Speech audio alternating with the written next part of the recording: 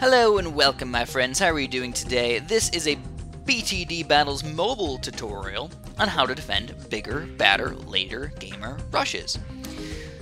So basically this is what I want to show you guys. I want to show you guys how to defend MOABs and BFBs. So I'm going to show you two scenarios in two possibilities of two different ways to pop these guys. But that's not the only way to do it. There's hundreds of ways to do it, and I want you to keep that in mind. There's hundreds of ways to do it, different combos, different ways to do these things, different upgrades to go for.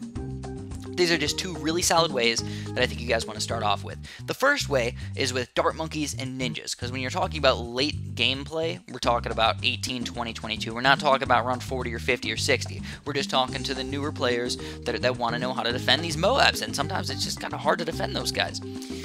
So in that case, you need to go for some MOAB popping power. You want to put your MOAB popping power in the front, where the MOABs are going to be coming out. So usually what you want to get is something like 2-3 dart monkeys, 4-2 ninjas, or if you have other towers, you know, there's other things as well. There's 3-0 tack shooters, 4-2 balloon shippers, any sort of engineers, pretty good, 1-0, 2-0 engineers. Super monkeys are okay. I say that with a little bit of care in my thought there, because they're not exactly the best towers to use in BTD battles, especially mid-game.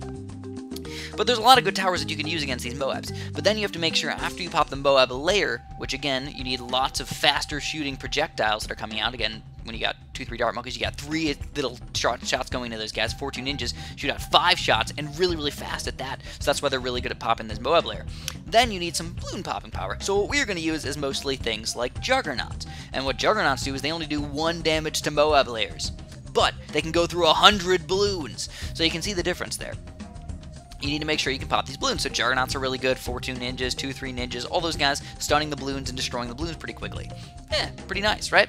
So now here we go. We got 3 MOABs coming out. Honestly, we probably didn't even need the battle energy, but it's better to be safe than sorry on big rushes, because we usually think that our enemy has pretty much no money left over. They just sent out thousands upon thousands of dollars of worth of rushes. So let's make sure we just can defend everything, and then after that, we're going to be totally set to go.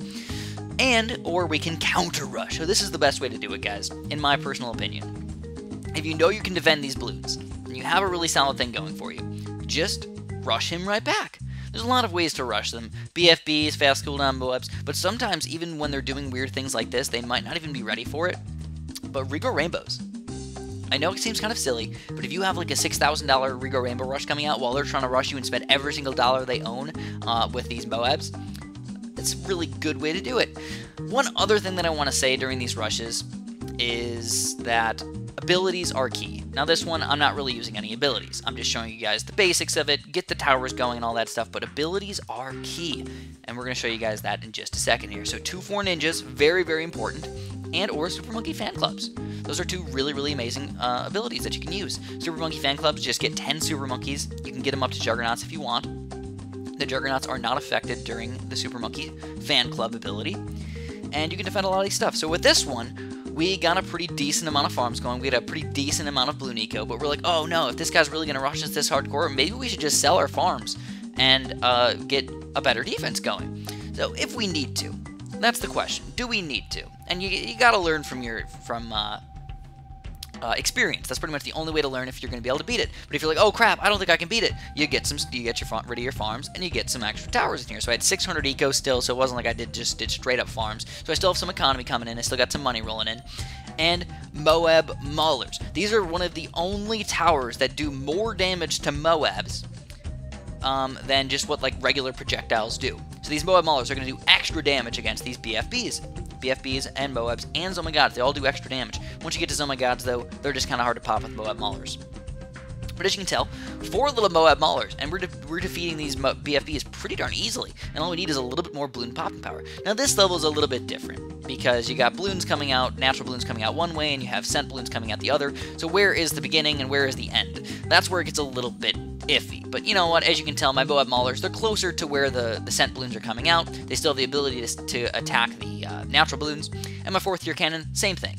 They're closer to the end of where the sent balloons are coming out, but again, they can still attack the naturals. So you gotta, keep that in mind.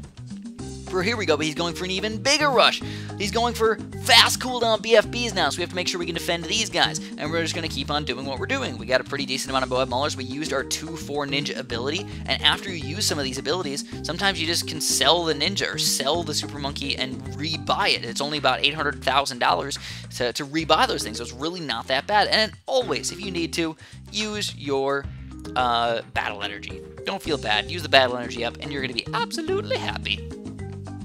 That's pretty much it. This is showing you guys two pretty easy, fun ways to defend MOAB Maulers and or Dart Monkeys. On both situations, I did end up going for the ninjas. That is not always the case. You don't always need to go ninjas, but it's always a possibility. And then, like I was saying, possible Regal Rainbow rushes against your enemy if you want to. Now, mine didn't end up working. I know, I kind of sucked, but they can work in a lot of situations. That's all I'm going to have for you guys today. As always, thank you so much for watching, and have a super duper delicious day.